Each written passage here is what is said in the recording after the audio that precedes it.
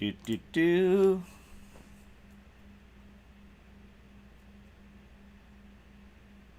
Let's double check that we are live.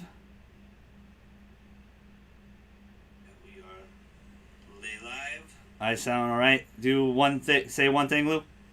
What's up? I sound all right. Do one thing. Say one thing, Lou. What's up? All right, we Gucci. Alrighty then. Yo! What to do, GG Nation, GG Legions. Your fella again, Straussman the GG. We back with another gaming podcast today. Welcome to Golden God and Friends, episode 61. 61. We're going to talk about, entitled The Switch Pro. We got a fun show for you today. We're going to talk Switch OLED, EA Play 2021, and we're going to be Sony Ponies rest of the show. Also, simmer down, Pistons fans. 3 more days. Hashtag motorcade. Get that trending on Twitter. Let's get that going. Let's get that rolling. Don't worry about Woj. Don't worry about Woj right now. But I got my brother from another mother. Skip to my Lou. How you doing, Lou? Welcome to the podcast. What's going on? Thank you for having me on again. I appreciate it. It's always fun. It's always fun. We appreciate you being on. This is gonna be a fun show. So, let's start off with some Nintendo interesting news from a few weeks ago. I know we're a little behind on some of these news stories, but we kind of put them all together. But the Switch OLED, not the Switchy Pro, 7-inch OLED screen. So, for size comparison, as you can see the Switch here, it's going to go all the way to here. Going to go the whole screen. It's going to be the whole screen right now, basically, for the tablet function. Really pretty. New retractable stand. They're going to have wired LAN connection as well. Hefty price tag of $349.99. Definitely, I was actually shocked to see a lot of pushback from this. There was a lot of people on Twitter and social media. There was a lot of, people.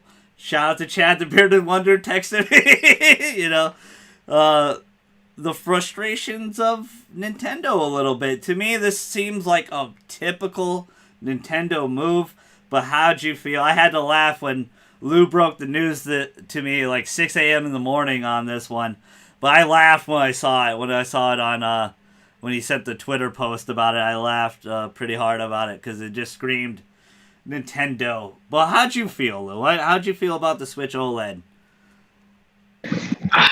Disappointed, but not surprised. Yeah. I was just fooled this time. Yeah. I was fooled this time. I thought it was going to be Switch Pro. I thought it was going to be much better.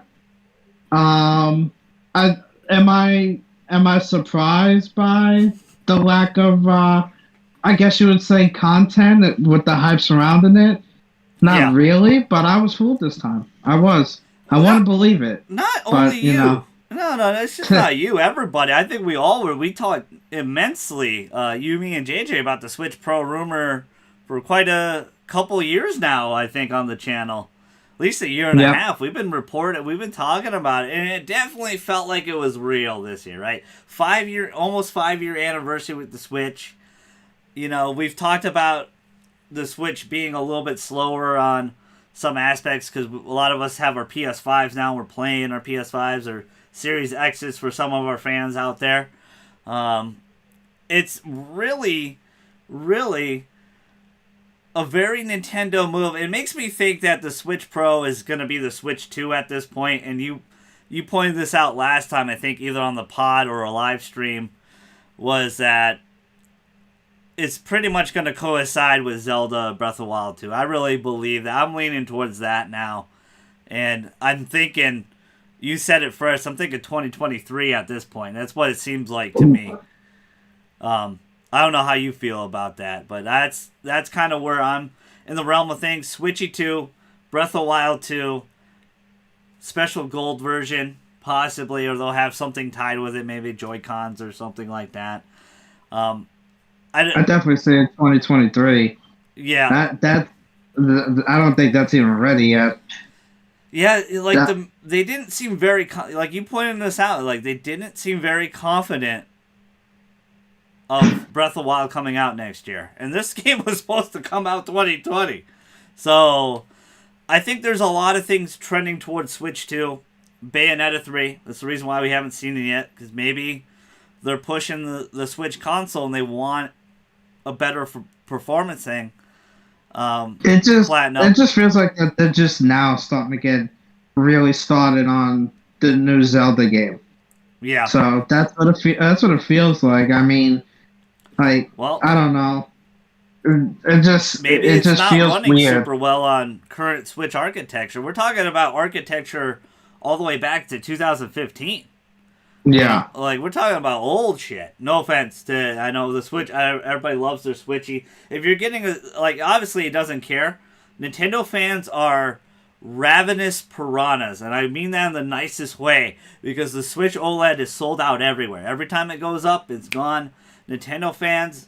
Nintendo are a brilliantly smart company because they just know their fans will buy pretty much anything. It was just interesting to me to actually see some pushback a little bit, but the numbers are going to say, hey, we sold you like 10 million Switchy OLEDs, right? So it's going to be great if you play your Switch actually as a handheld. That 7-inch screen, OLEDs are freaking gorgeous.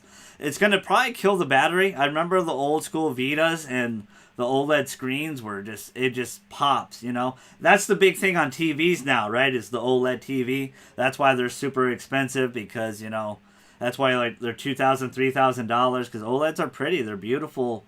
The colors, the textures, it's going to pop. But internally, this thing is the same. It doesn't progress anything faster.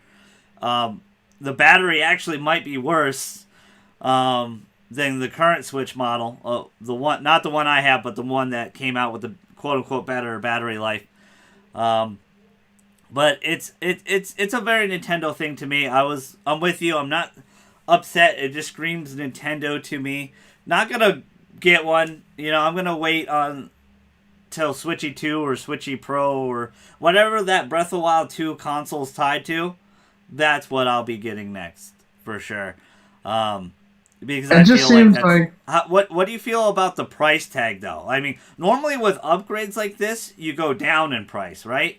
They actually went up $50, and technically you could buy a PS5 for $400. It's the digital version, but $50 more. Would you rather get a PS5 or a Switchy OLED?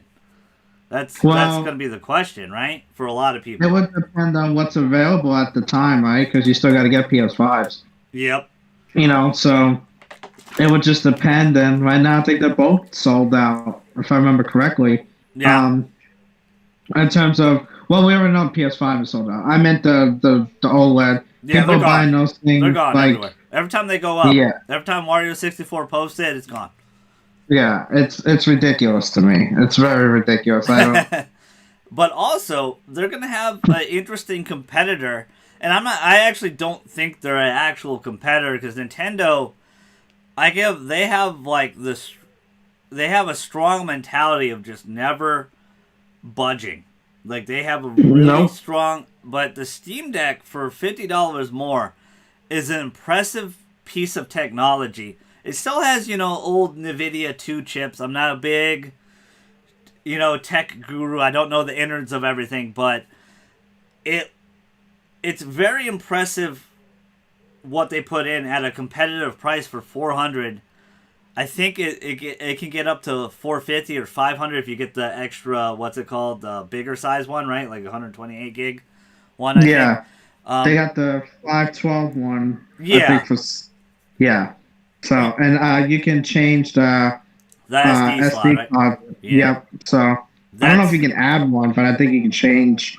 I heard it's a little hard though, but it's not an easy process. But heck, I mean, if you can change it, you got a better one. You might as well. Yeah. You'll be able to play whatever you want, right? basically. Like, you actually pre-ordered one, right? You pre-ordered the $399 one, right? No, the 512 one. Ooh, Lou went big and went or go home. Holy moly! Yeah, so Lou making it rain in the club. Yeah, so I reserved it for 5.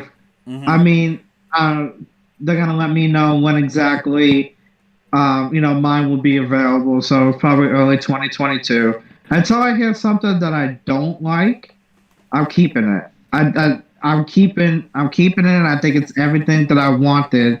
Basically, Mm-hmm. me sitting down and playing a console in my hands anywhere I want to go. Yeah. So, It's and literally what people wanted the Switch Pro to be. Like, literally what people exactly want the Switchy Pro to be, actually. Like, so that's very cool. I'm very happy for people getting the Steam Deck. I think you can pre-order till December, and then it's sometime 2022 it's coming out. Lou went big and go home. We'll stay tuned on that. We'll see what Lou's review is on the Steam Deck. That's gonna be pretty cool to have on the channel. All right, let's talk about everybody's favorite company in the world right now. Or did you have anything more to say about the Switchy OLED? uh, besides being disappointed, no, not really. I think I expressed that already. Yeah, you and So many others. Being a Nintendo fan most of my life and understanding how hard it is to get special yeah, editions and it's just so Nintendo. I've bought 4 3DSs before, so it's what they do. they're so disappointed that they're waiting for Wario Hmm. and cheap ass gamer to post another stock so that they'll get this and Yeah, fight other people. That's how disappointed they are. yeah, So yeah. I mean, again, I think fandoms are ravenous piranhas, man. Like I said, they keep going, and again, I mean that in a good way. I'm also a Nintendo fan myself. Still trying to get my Zelda Joy Cons, man. I might have to pay more for mine. But let's talk about everybody's favorite company. EA Play 2021 happened last Thursday, I believe. Lou was very much not impressed with 2020 show. A lot of you weren't. A lot of you were like, that was doo-doo butter. I was like, it's okay. It's kind of what I expected for 2020. But 2021 had some surprises. It had Grid Legends. We saw more of Lost in Random. Knockout City got a season 2, so that game's doing well. Apex Legends, of course, gets more content, new hero, new game mode as well. I want to point that out. It got a new game mode. And then Battlefield 2042 looks very impressive with its Portal/Forge mode from kind of like Halo-esque days. And then they end it with a Dead Space teaser. Really, teaser. What was your overall thoughts on EA Play 2021, Lou? I want to say one thing. I'm going to give a little shout out to EA for not incorporating their sports games in this. So it's 40 minutes of just pure other content, which could be a good or a bad thing. It could mean that the sports games stay the same as last year and every year. Or it could mean that they're actually going to get better and they're focusing on the stuff that we want to hear as gamers. Yeah. So, I'm going to look at it in the positive light. I choose to look at everything in the positive light first. Yeah. And then when you disappoint me, I'm just going to let you know about it. I hope this goes in a good direction. I thought it was a good show for what I was expecting. I thought it was going to be a bad show, to be quite honest. As you well know, I expressed it several times that I thought it was going to be bad, but it was an okay show. It was about a C-. Okay. So it was about a C-, and it could get better. It still seems very scripted. Shout out to Xavier Woods, but it is hella scripted. I mean, again, go back and look at some E3 lowlights of EA, and they've had some horrendously bad shows. Some funny, memeable things for life shows. So I don't blame them on the scripted thing. I think Woods did a solid job for sure, and I actually thought they did a solid job too overall, bringing back a couple of games couple franchises we didn't expect to come back right away anyway, like Grid Legends, and there's been a lot of rumors about Dead Space coming back, so it was cool to see that actually come back. And I actually forgot to send Lou a video. There was a video done by Gaming Bolt that did a top 10 things to know about Dead Space, and I'll talk about it in a second. I do want to talk about the sports thing. Shocked that they didn't show any sports stuff, but to me, I thought about it after that, and it made sense to me that these things are going to sell all the time anyway. People want the next football game, they want the next hockey game, they want the next FIFA game. Well, they know that, and they continue to keep showing it. So, like FIFA in particular. That's why they don't have to show nothing about FIFA. It is not the biggest deal to me. But go ahead. Sorry, I apologize. I was going to say that was the thing that I've always criticized EA for, because when you watch their shows, it would be about 10, 15 minutes of Madden, and I personally feel that every Madden's the same, except that they do like a couple of things different, and sometimes those couple of things can change the element of the game. But otherwise, everything else is still particularly the same. FIFA is basically the same every year. And NHL, which I'm starting to get used to playing. This is going to be when I get 21, it's going to be my third straight year. 22, excuse me. Otherwise, I dipped in here and there, like 16 and 18. I bought it. Yeah. And they feel different to me. Mm-hmm. But maybe after a couple of years of playing it over and over again, it might not feel different. Yeah, so, I think that is a big misconception with a lot of those games for sure, because sports games, they have the tendency to feel the same for a lot of people, but they definitely are not. They're definitely different. Different things work, different things play out. Different metas are established. They definitely changed NHL 21 from 20. I mean, you guys saw a million highlights of me in NHL 20 make some horrendously bad stuff. I was one of the best bad shot takers that it would just go in from like half court. It didn't matter. Well, this year you can't really do that. It's very hard to do. They definitely fixed the scope of the game. And NHL, I have that same vibe with you. It feels very fresh to me. And it's because I don't think we've played it as much as the other ones. You know, I've been in the Madden League since Madden 13. So it can wear on you, and it definitely can start feeling the same, but they definitely have different metas, I will say that for sure. But I thought it was interesting. Like, these games sell themselves. It's very good. I'm kind of with you. I wouldn't give it a C-. I'm going to give it a C, because I thought it was very solid, because I liked Grid Legends coming back. That's very, very cool. I think it's a very underappreciated sports sim game, because obviously Forza is so dominant, and then Gran Turismo for whatever reason, just keeps selling like 30 million plus. You know, like Gran Turismo is always a big top tier game for a lot of people. And a lot of people are very excited about 7 for PS5/PS4.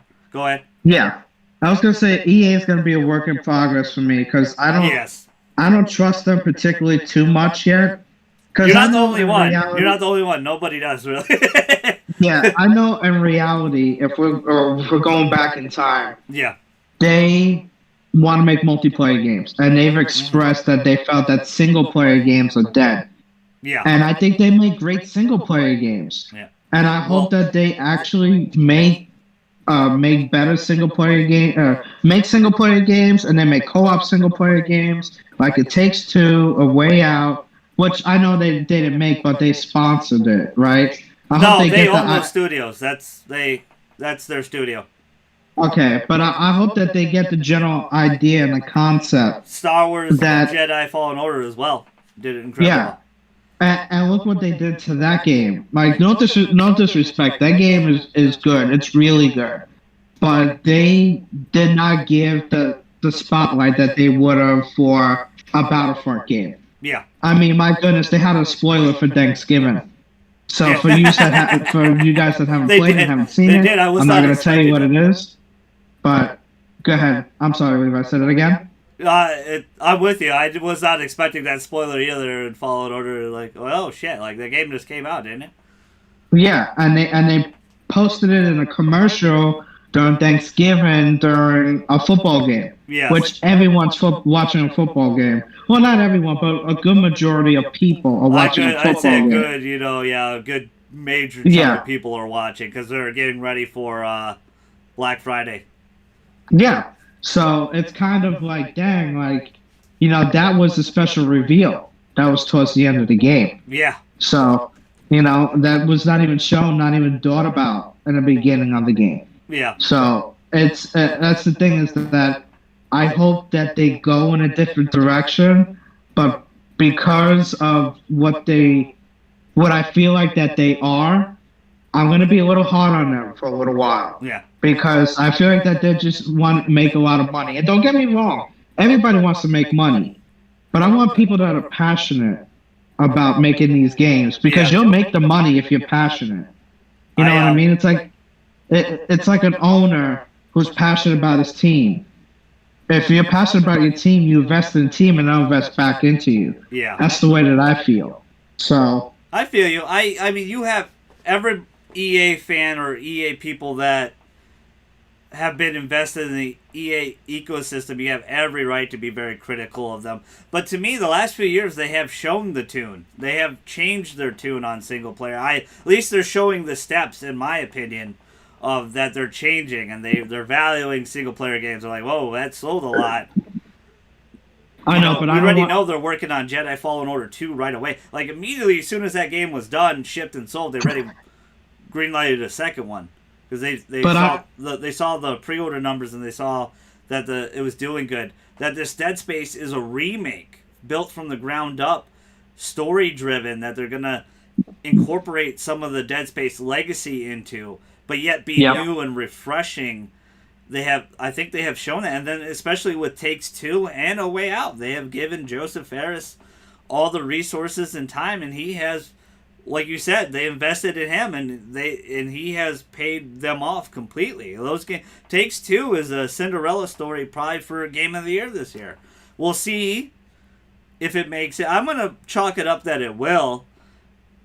Because we kind of got the make out of the last second half until we find out about that Sony August show, which we'll talk about a little bit. But I think they've showed the strides a little bit. But I don't have any problem or anything about people being very critical and you being very critical about it. Like, you should be. I'm very critical on my favorite companies, Square Enix, Atlas. I have been very critical about them. Capcom. I've been very critical about them, about Resident Evil, Final Fantasies, and games that I appreciate. Right now, they're trending upwards because they're doing really good. But I have been very critical. That's good passion. That to me shows passion and that you care and you want them to do well. And I think they understand. I think they know. Obviously, they will be a casual's dream with the sports games and multiplayer games, the Battlefields, the stuff like that's always going to sell and make them money. You're right, but everything you said, I totally agree with you, and I think it's good to be critical on companies that you care about because they need to learn, and they're learning. I think they are. I really believe. To me, this is the track work of showing that they are listening because Dead Space coming back is an amazing thing. It's absolutely an amazing thing. It's so far EA's made like 10 steps in the right direction. Yeah. And I just want it to keep going. So I don't want it to be a wave. You need to keep going. Yeah, I don't want it to be like a wave and then they go back to what they were doing years ago with Battlefront and all the other boring stuff and those articles coming out. Yeah. So that single player games are dead. That to me, like, I don't think single player games will ever go away. Yeah, I know. We had that weird phase in like the early 2010s where there was a lot of companies like Microsoft and EA and because that was the big multiplayer boom, right? With the Halos and the stuff like that. The 360s. Yep. Oh, multiplayer games, we're making a shit ton of money. Single player is dead. But there's been companies like Sony and Nintendo, a lot of times Sony really the forefront of it. And I think that's the reason why they're huge successes, the single player stuff. And I've always felt like you, like single player, like as much as my friends always want to play multiplayer things with me, I'm more at home and I'd rather be playing a JRPG or something story driven to keep me enticed and enjoy. And there was a lull in the time. Like JRPGs, horror games were kind of at a low in the 2010s. And multiplayer games, Battlefield, Call of Duty, like everything had multiplayer in it. It didn't matter, Rage, all this, everything. Like every game that fucking was created, right, had some multiplayer. Yep. Tomb Raider, right? Tomb fucking Raider had a multiplayer, element to it. Like why? Like we don't need that. But that was the wave. That was the big wave. And time has shown it's changed, and that single players are definitely here to stay. Yeah. And I agree with you wholeheartedly. And I think they'll keep going. What was your biggest did you have a big highlight in the 2021 show? Because you expressed that you enjoyed it more than last year. Well, I enjoyed it more than last year because I thought last year was the drizzle and shits. You and many others. Yeah, I thought it was just awful. I mean, the acting and everything that they did, but we'll leave last year in the past. I mean, I thought Battlefield really looked good. It was really the first look that I've seen of it. Yeah. I thought the game with the co-op that I'm forgetting the name of, that I've mentioned several times. Lost in Random. Lost in Random. I thought that was okay. I want to see more of it though. Yeah. Very Tim Burton-esque that game is. The Dead Space thing though, I thought it was very, even though it was like 10 seconds. Yeah. I thought that was what made the show. Sometimes you don't need a minute or two to make the show. Yes. And that alone made the show. Yeah. Because it's exactly what was People needed. want it. People want yes. People want Dead Space. People want Mass Effect, especially Mass Effect fans. They want those things. And it's a good time to bring those things back. Yeah. Instead of beating it into the ground and what have you. Yes. So yeah, it's a good time to bring it back and have these fans and the newer fans, the new fans, to experience what we experienced. Huh? You haven't played Dead Space before, right? No. That's a great point. New fans coming in, playing these. That's why. That's why remakes and remasters are so great, in my opinion. Because these games that I enjoyed when I was a kid or I missed out on, I can play it now, and then the next generation can play it and see what it was like. Yes. I think it would be great. So, yeah, my highlight was the Dead Space teaser. Like you said, it was like, it was like 10 seconds. It's obviously early on.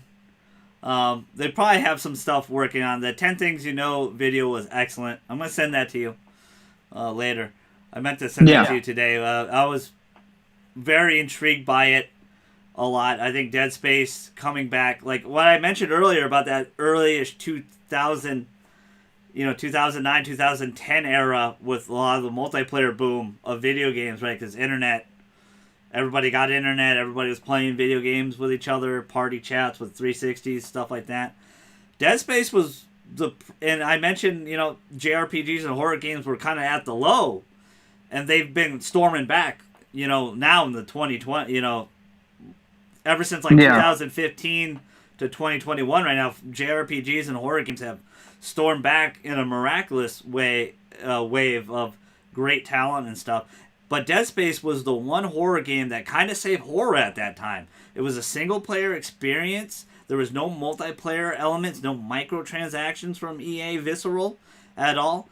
There was complete horror, amazing experience, and it kind of saved the horror genre for a long time, was Dead Space 1. So it's cool to see it get completely, the things I love to hear, complete built from the ground up. It's not a remaster.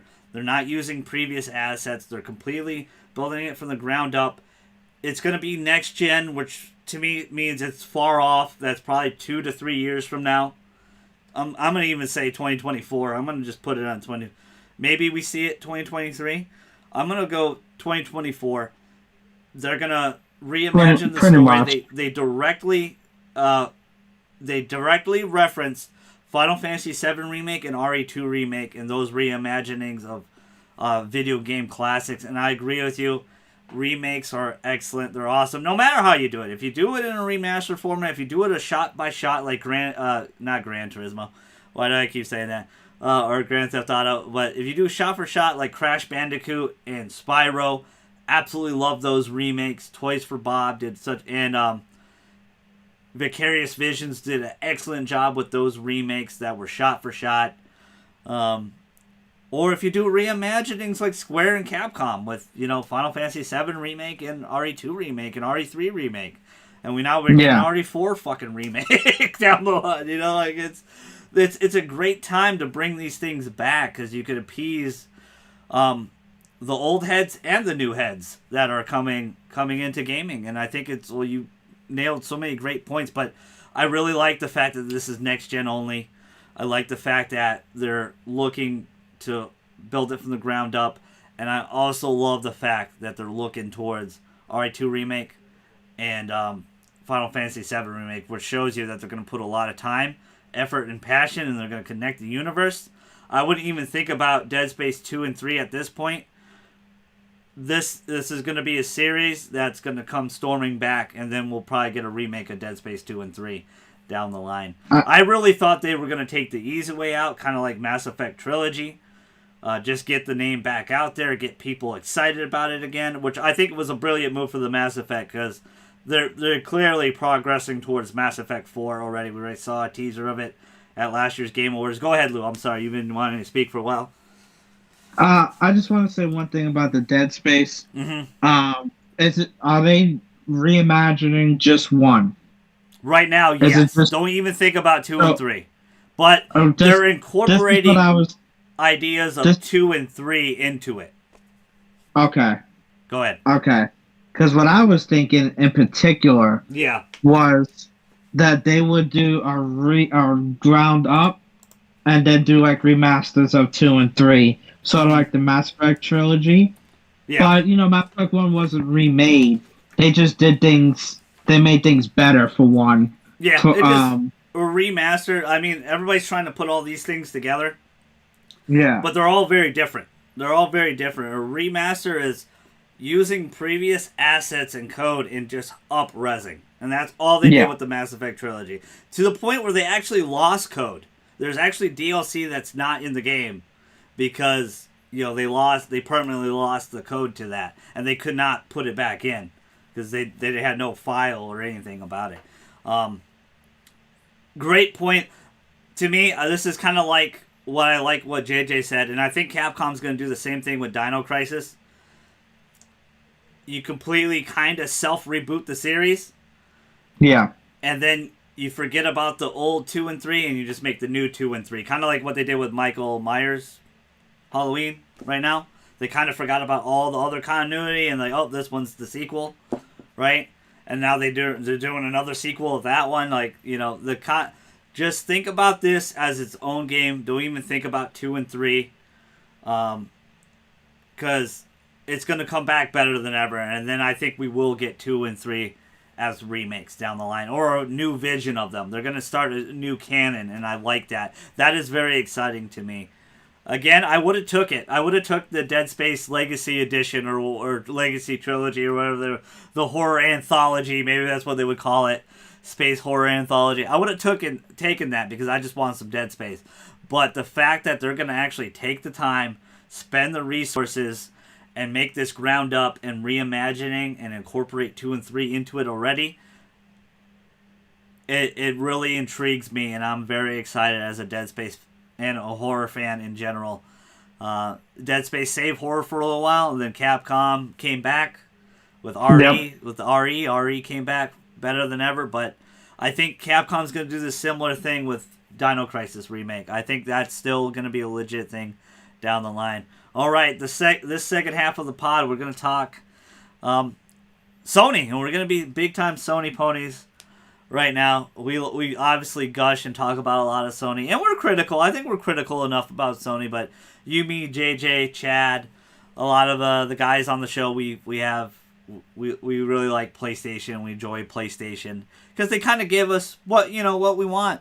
But let's talk about this interesting rumor. Well, not interesting. It's very believable to me that the PS5 is already over 10 million consoles sold and the fastest to ever do it. I think that's at least in North America. I want to stress that.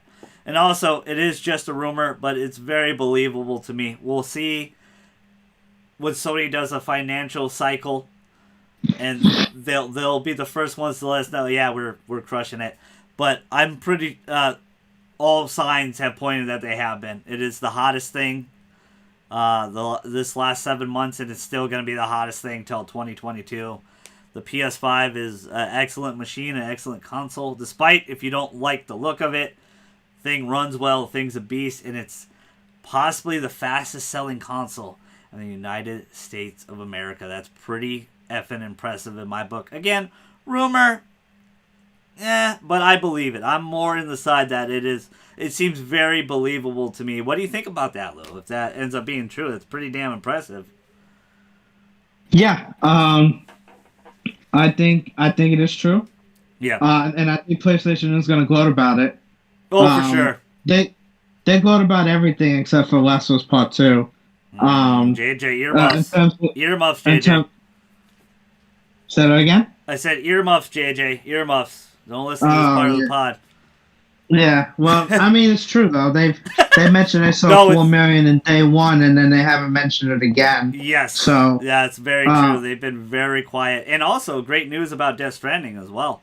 Sold over 5 million on PS4 and PC. Yeah. So I mean, we know about those. But yeah, I think 10 million is safe to say, and I think that they probably got another 5 million to sell before. It's hitting the shelves. Especially if Horizon comes out, I think that's very reasonable to think. I think 20 million is very reasonable to think. In the next year and a half. Yeah, I think I would agree with that. Like the next year and a half is very possible. The thing to me is so shocking about this, not just because of they went through a pandemic. They clearly have handled the chip shortage, and what's the other thing that's been shorting out? Like they have shortages on. I forgot. It was another piece of technology. It was several pieces. Yeah. Right? But they clearly handled it really well. They are selling at an amazing rate. What's so shocking is that they're passing themselves with like the PS2, and they're passing the Wii, they're passing the Switch. That's kind of very PS4, even how the PS4 was paced. Right? They're killing it. They're crushing it. And I think that's actually really impressive that they have. I don't know if I really thought it was going to be like that. Did you really think that they would pass like all those? Like that's kind of crazy to think about. Yeah, I think that if the console was functional and it worked right, I think it did, and I think it will. I think we live in a world today where the hot new thing is a must get. Otherwise, you'll be behind the Joneses. That's a good point. Yes. That's a great point. And then I don't know exactly if hello? Yeah, I hear you. Go ahead. Oh, okay. I got a thunderstorm going by me. You all the time. Sorry. Go ahead. No, I was gonna. I got a thunderstorm going on over here, so my thing kind of flashed a little bit. But as I was gonna say, in particular, I think PlayStation. I think they could reach as high as like 25 million in the next 5 years. I really do. I believe that. Controllers are going at a fast rate. You see how fast games are going. Mm-hmm. They're exclusives, and I'm talking about in like one day. Yeah. Like I totally believe that. So. Yeah, it's a good point. It's a really good point. Let's talk about the state of play that happened earlier this month. I know I saw a lot of you weren't very impressed, and I mean the audience and our audience weren't very impressed. I'm just going by because I did a live reaction on it. But how did you feel about it? How'd you feel about the state of play July 8th? How'd you feel about it? So I'm going to need a little bit of a refresher besides that I got what you they right here. showed. Okay. They got Moss Book 2. They had Arcade-ageddon, which was a newer-esque kind of like Fortnite free-to-play game. Okay. Tribes of Midgard. Fist, which is with the rabbit. I did see that. Yeah. Hunter's Arena, which we're about to get for free on PlayStation Yeah. Plus. Sifu, Jet the Far Shore, Demon Slayer, Lost Judgment, Death Stranding Director's Cut, and then we got Deathloop at the end. Got that big gameplay reveal. Lost Judgment looked good. Death Stranding was interesting. I'll probably play the PS5 version. Unless there's a double plat, then I'll play the PS4 version first. Yeah, I don't know if you can handle my BB. The normal latest with my BB. Yeah, whatever, man. You can't handle the Death Stranding, baby. Can't handle God, I love that game. Deathloop, I just kind of need to see it now. I feel like they just keep showing it.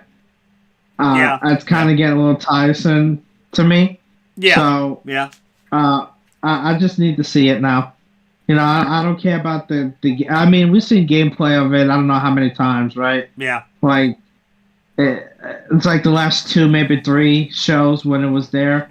We saw some cool stuff. I just need to see it. I hope it really does well. September. Yeah. I hope it really does well. But we'll see. So okay. It was okay. It was a solid show. It wasn't a great show. Okay. So PlayStation could do better, and it will do better with their showing soon. To me, I really liked how they set expectations. They told everybody that, you know, we're not going to see God of War Horizon anything, and they also said there's more to come. We're going to have stuff in the summer, more for the summer, which everybody's thinking August, right? A lot of people had those rumors of that big July show. Their E3 show was going to be this, right? But I like that they set expectations. They let you know right from the rip. And I actually was quite surprised with it. I actually liked the Deathloop. I'm kind of sold on Deathloop. I don't know if we're picking it up. JJ and I have talked about it already. I was quite sold. I wasn't sold on it, but then when I saw that 7-minute gameplay trailer, I was like, damn, I actually think this game looks really good and runs really good and seems fun. It seems really, really fun to me. And I don't say that a lot with first-person shooters, you know, because I typically just play the CODs and the Battlefields and stuff like that for first-person shooters. And Halo. Yeah. Halo, of course, back in the day. I don't know if I'll be playing the new one anytime soon. Then he started loving the story and the characters, and Troy Baker did an excellent job as usual.